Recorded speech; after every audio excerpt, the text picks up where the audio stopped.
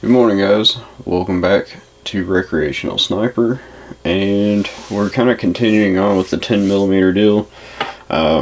For YouTube's policy on things you can and can't share on YouTube, I have decided not to upload my reloading video on this, so I can talk about it though, what kind of the process and that sort of thing.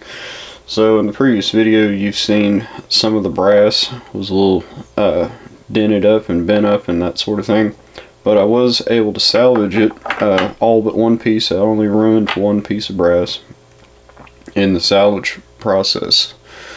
So this is that 125 grain TAC XP from Barnes bullet here, and I've loaded these to a overall length of 1.260 inches. So 1.260, which is the maximum length. I've got to check to make sure that they cycle in the gun, make sure that they feed the magazine correctly, because most load data out there for 10mm calls for 1.250, so about 10 thousandths less length, 10 thousandths of an inch less length. So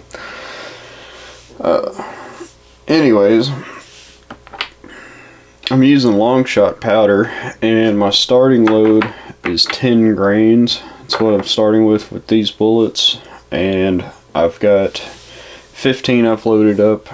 I've got 5 at 10 grains, 5 at 10.2, and 5 at 10.4. I'm going to run them through my SIG P320 X10. Hopefully I'll get to test these this weekend and see how they do.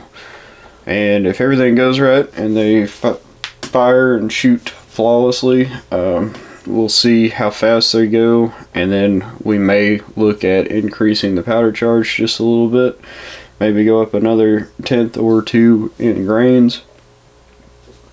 So originally I was thinking about, with this light bullet, I could try to push these bullets to, easily with the weight, and theoretically the weight of the bullet, I should be able to get, close to like 1500 or maybe even 1600 feet per second out of them.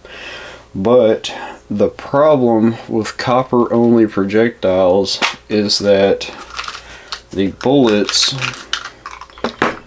are really long, so they take up a lot of space inside the case. So as you can see here, you can see that I'm holding even. They take up quite a bit of space in the case, so that means that there's less room for gunpowder. So I may not get more than about 1300 feet per second out of these, just because of that reason right there, is because I can't put more powder in there. I mean, you can make compressed loads, but then the problem with compressing the powder like that is that it changes the burn rate dynamics of the powder significantly, and you could end up with some undesirable results because of that. You could, you're going to have crazy velocity swings because of that, and potentially crazy pressure spikes and stuff. And for handgun shooting, especially if you're going to buy like a $800 or $900 handgun, like a SIG X10 or something, or like a Glock 40, they're more expensive guns. You may not want to mess around and push the envelope too much, because that's an expensive firearm to have to replace if something malfunctions and you actually blow the gun up. So with that being said, I'm going to grab some of the 155 grain XTPs and show you the difference in length. When it comes to bullet weights and stuff, you can't make the bullets bigger in diameter to increase weight. What you have to do is make them longer. So we're going to look at the size of the 200 grain XTP real quick. So we're going to look at the 200 grain XTP versus the 125 grain TAC XP, and we'll notice that The 200 grainer is a little bit longer, and the hollow point's a little smaller. So now we're going to look at the 155 grainer. So 200 grains versus 155 grains, and 155 versus 125. So right there you can see that the 125 grain copper only projectile has to be longer than the lead core projectile, because copper weighs a lot less than lead, and well, you can't make them shorter and wider. So that, you know, kind of illustrates the issue with trying to get a lot of velocity out of this 125 grain. In theory, you should be able to get tons of velocity out of it because it's a really light projectile, but it takes up more space in the case than a 155 grain would. So, like, I'll show you the difference in length. The 155 grain is measuring, make sure that's zeroed. The 155 grain is measuring 0.552 inches in length, and the 125 is measuring 0.617. So that's a significant difference, and the 200 grainer is measuring 0.681. So that's why I'm worried that probably won't get more than about 1,300, maybe 1,400 feet per second out of that 125, and with the 155 grainer I should be able to get 1,400 feet per second, no problem. Maybe even a little bit higher than that, like 1,450 or so.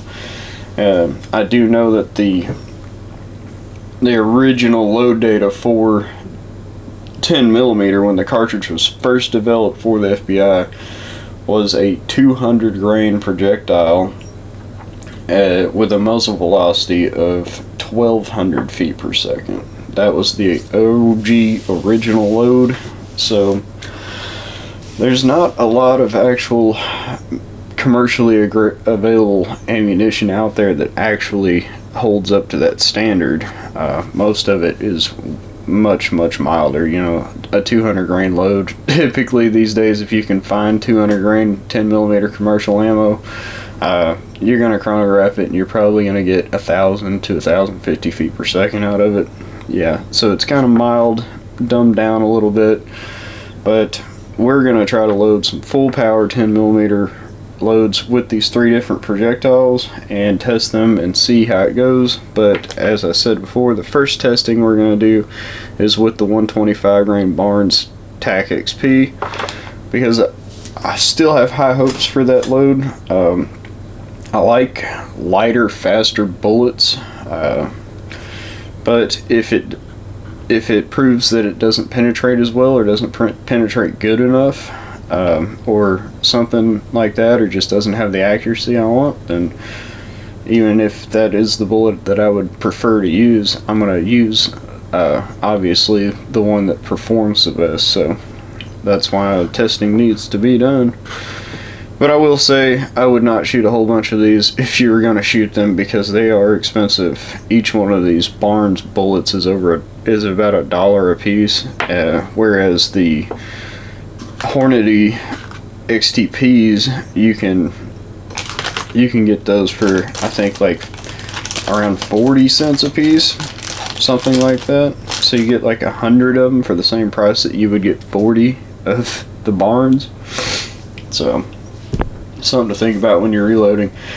Also, like, if you're going to load 10 millimeter and you're going to load FMJs, I honestly wouldn't worry about doing that. I would buy FMJs because they're pretty cheap right now. Even you can bulk order your FMJs and get them for about 36 cents a round, 36 cents a round, and then practice with those, shoot those, practice with them, and then reload them with your self-defense rounds. Reload your self-defense rounds, and then obviously you need to test a few of those and make sure they're going to work for you. Say you reload them into like a batch of 50, I would take at least 20 of those and go shoot them and save the other 30 for your self-defense stuff. So you want to make sure that they're going to run reliably and flawlessly and not have any sort of jamming issues. So with that being said, hopefully this video gives you guys some food for thought when it comes to reloading 10mm auto, and we'll see you next time in the next video. Thanks for watching.